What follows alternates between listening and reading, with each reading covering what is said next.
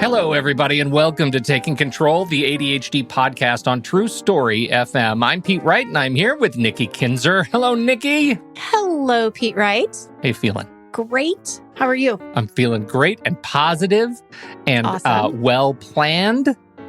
And yeah, right? I'm feeling on top of the world. Ready to be proactive? I am. You know what it is? My partner, Andy, is out of town. And when he's not around, I get a lot done. Do you? Yeah, because I can can just do. Or like, why? What happens because when Andy's home? We just end up trying to accomplish a lot more. And so when he's gone, I'm not thinking about his stuff, and I just do my stuff. And it's like a vacation. It's like a productivity vacation. I can only think about one thing at a time. That's brilliant. Yeah, that's true. It's just brilliant. And we're going to be talking all about planning and productivity. Today, we're starting our little, not really starting, I guess we're continuing our little productivity series. Yes. April productivity celebration. Stuff. Productivity palooza.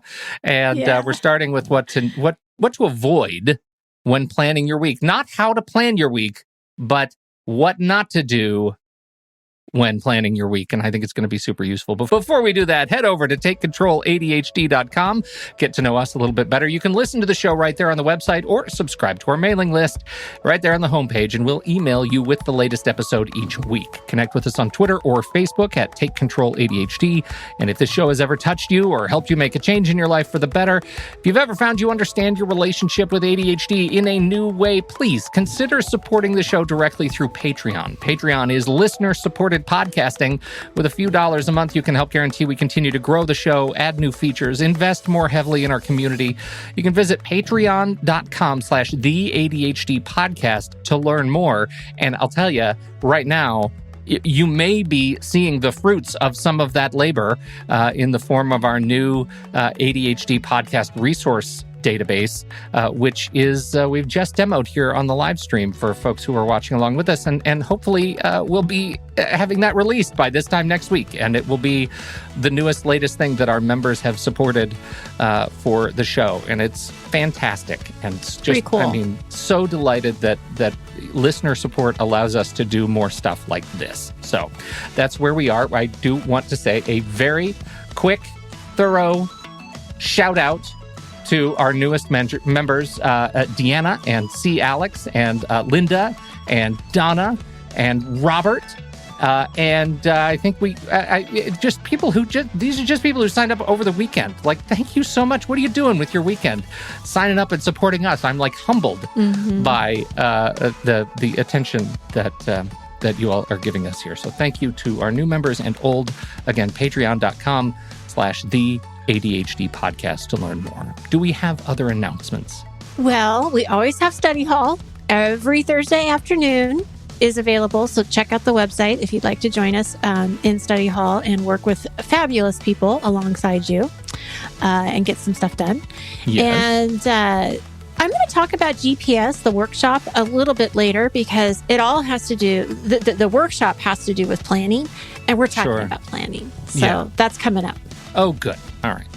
Well, let's get to it, Nikki. Let's talk about what to avoid when planning your week.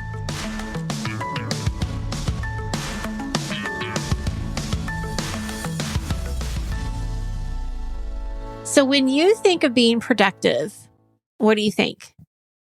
What does it mean? Oh, okay. I'm going to go back to our organizing definition. Finding what you need when you need it, right? Productivity for me is getting stuff done when I intend to get it done. Oh, brilliant. What do you think about that? I love it. That's just hot off the dome right here. Like, that's just fantastic. It's great, actually, because that's what we think, right? To be productive means you're getting things done. However, to be the most productive, it helps to know what you're doing. Right. There's that's sort of, I guess, the third vector. So for me, it's like I need to know what I'm doing and when I have to do it, like when I have available to do it. And that's usually where I screw it up.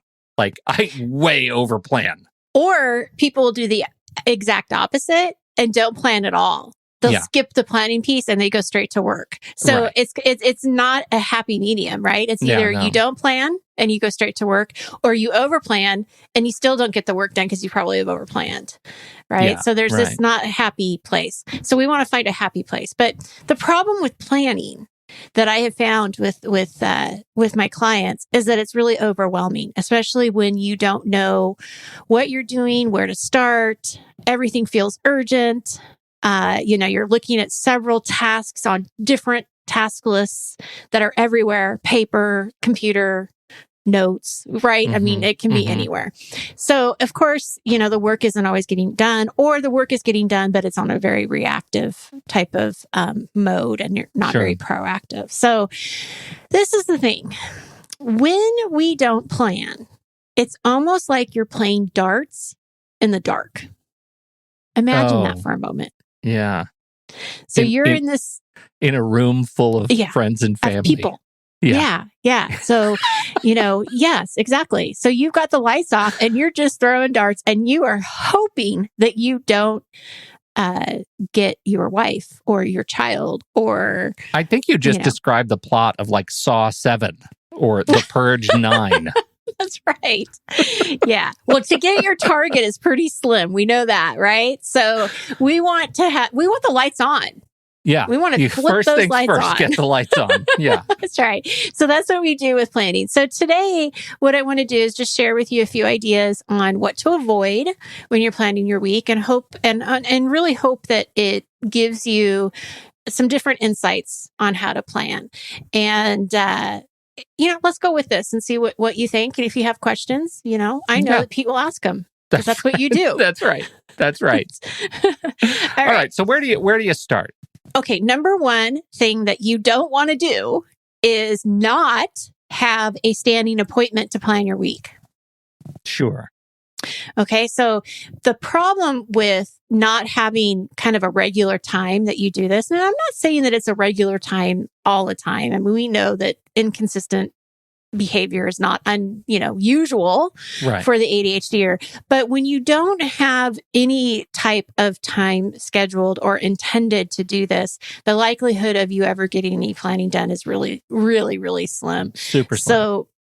So we want to have some kind of thought process where you're thinking, okay, when does it make sense for me to plan out my week?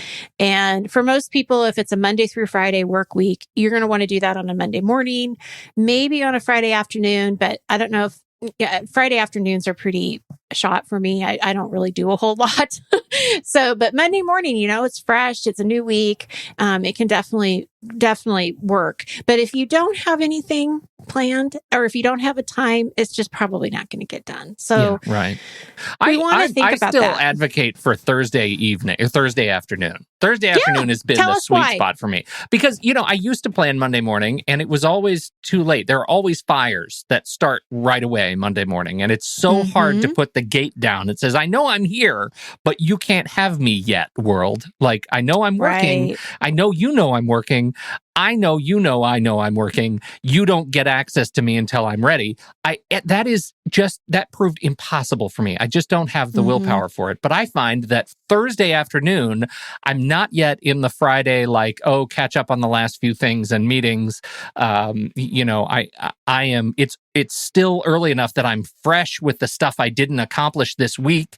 And so Thursday, I can build out my calendar for next week and then know when it hits Monday morning, I'm able to kind of roll with the punches. If anything came in on Friday or over the weekend that I need to adjust, fine. But if I adjust nothing, I know I have a plan and I haven't had to be stressed about it all weekend long. So I am an advocate, definitely an advocate for the Thursday afternoon planning session. Absolutely. That is definitely something worth trying. And that's exactly what I would encourage listeners to do is practice some different times during the week and see what works best for you. So it could be a Thursday afternoon, Thursday morning. It could be Friday. It could be Sunday. Some people like to do some planning on Sunday.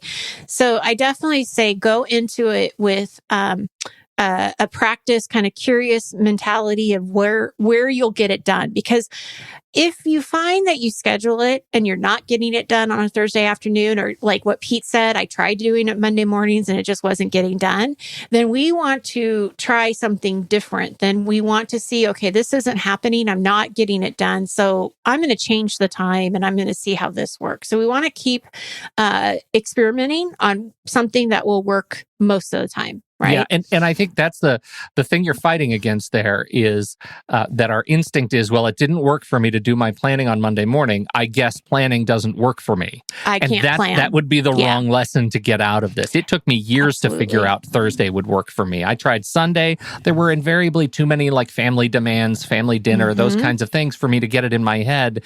The planning had to be like, there are a couple of emergent rules. It had to be during the workday because my head's in a workday mode. Right. And I also needed to not be rushed by all of these other kind of work demands. And Thursday was the sweet spot. Find the sweet spot. It serves you to find the sweet spot. Absolutely. All right. So the second thing that we want to avoid is having your planning sessions be too long. Unfortunately, when they get drawn out, they are going to be more likely not to happen. So we want our planning session to be pretty simple, pretty concise, clear lists or checklist, that you can just go off and check off pretty quickly. And the reason the planning session doesn't have to be a very long period of time is because it doesn't have to be perfect. Right. So that's the thing that we want to avoid here is perfection.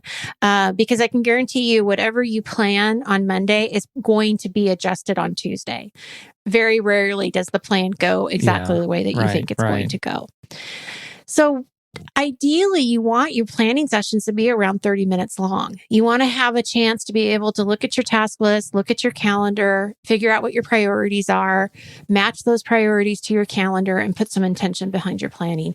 But we really only need to do it for about 30 I would minutes. say that once you get started planning and you start doing it, like, I've been doing it now for a number of years on Thursday at 4:00, and I have it in my calendar blocked out 4 to 4:30. It rarely takes me more than 10 or 15 minutes. Right. That's exactly true. And I'm glad you say that, because the more it's a habit and the more you keep up with your task list and you're keeping up with everything, it doesn't take very long. So at the beginning, it's probably going to take longer than 30 minutes just because you're getting used to what it is that you need to look at.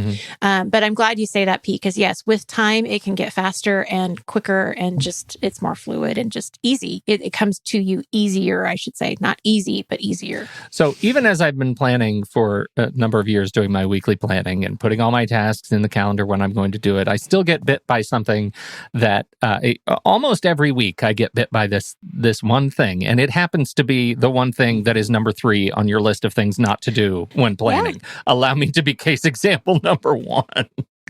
Please tell people what this is. It is. What's number 3? You get in there, you start planning, you're feeling good about planning, you're moving tasks around, and then you see that one task, and you know that task. That task is the one that says, yes, do me now. You can do it. Just do it now. I'm fine. You just knock it out. It'll take you 2 minutes. Don't worry. It'll be great.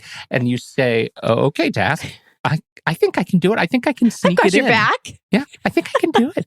I think I can do it. And then you start doing the task.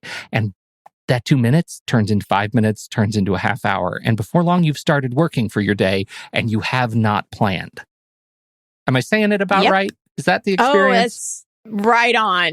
Oh my goodness. Yes, absolutely. And a couple of reasons why this happens. One is that your planning sessions might be too long. And so you might, without even knowing it, you're having that anxiety of, I've got to get this work done. So that little task that says, open me is going to be even louder because you're going to be pulled to want to do that because you have that anxiety of having to get the work done. But yes, that can definitely happen. And, do you remember that book? I'm sure you read it to your kids, because we read them to our kids all the time. If you give a mouse a cookie, he's going to want this and he's going to want that. And if you give him that, it's kind of the same thing. It's like you're going to open up that one task and then another one's going to want your attention and the other one's going to want your attention. So I think there's a mindset here that has to kind of come in, and that is you're only planning for this period of time. You have the whole day to do your work. And the planning can be just as important as the work because it's getting you organized to do the work. It's getting you in the mindset to get into the work. Like you're not as reactive. You can feel a little bit more in control. So I would say, think about that as you're going into your planning session. I'm not going to work. I'm not going to work. Put a big sticky note on your computer if you need to, just to remind you not to work during that time. Yeah. And think about, I just want to go back to that one point you just made, which is so valuable for me, which is about getting yourself in the mindset of work. Think about how bad you are if you're like me at making transitions. Transitioning from work to not work and not work to work is really hard. And sometimes it's seductive to trick yourself, to cheat yourself into thinking, if I just do that one little 2-minute task, then you will be making that transition into work. But what you're really doing is you're just chumming the water for distraction. You're just looking for more stuff not to do. You're not really actually focused on finding more focus throughout the rest of the week to come. That's right. So quick review. You want to have a standing appointment to plan. You want to make sure that your planning sessions are not too long, and you want to plan. Don't do the work. Yeah. plan. Don't do the work. Yeah. Now, next week, we're going to talk about the daily kind of plan, daily review, whatever you want to call it. So here, Pete on a Thursday afternoon has thought about his week, reflected about this past week, what's going to happen into this next week. But then there's this also like daily review that has to happen. I'm sure you check your to-do list every day, right? Yeah, multiple times a day. So if I were to characterize the difference between what we talked about this week and what we're going to talk about next week, this week is about big rocks. This week, I'm looking at next week and finding where are the big blocks of time that I'm going to be able to do sets of tasks or sets of client activities. And daily, at the end of each day, I'm looking at what is tomorrow sort of half hour by half hour going to look like in terms of moving those smaller rocks around. So I think that's a great way to pick up. Absolutely. One last thing that I want to say that we started to talk about at the beginning of the show, the GPS program. Yes. This is a workshop that I am leading, and it's a 6-week workshop, and it stands for guided planning sessions. We've talked about it in the past. But what this workshop does is it actually gives you the time and space to do this planning with the support of myself and others that are going through the same thing. And I have a system that I go through. We have a kind of a step-by-step that's broken up by time of what you're going to do during this 5 minutes, what you're going to do during this 10 minutes. And it's really been incredible to witness how people feel about planning in week 1 and what happens to them at week 6. I'm not saying that, it's no problem and it's like easy peasy, but there's this like transformation that happens, and they think about planning in a different way. They're more realistic. They give themselves more grace. They understand their ADHD more. More confidence, less fear. More confidence, less fear. Exactly. That's exactly it. And so if you are struggling with planning and you would like to learn more of how you can do this in an ADHD friendlier way, I highly recommend that you check out GPS. I'm going to be offering this workshop throughout the year at different times, and check it out. Excellent. Link in the show notes. Thank you, everybody, for hanging out with us today. Thanks for putting up with my technical issues. I don't know what that was all about. We appreciate you downloading and listening to this show. We deeply appreciate your time and your attention. Don't forget, if you have something to contribute about the conversation, we're heading over to the Show Talk channel in the Discord server, and you can join us right there by becoming a supporting member at the deluxe level. On behalf of Nikki Kinzer, I'm Pete Wright. We'll see you right back here next week on Taking Control, the ADHD podcast.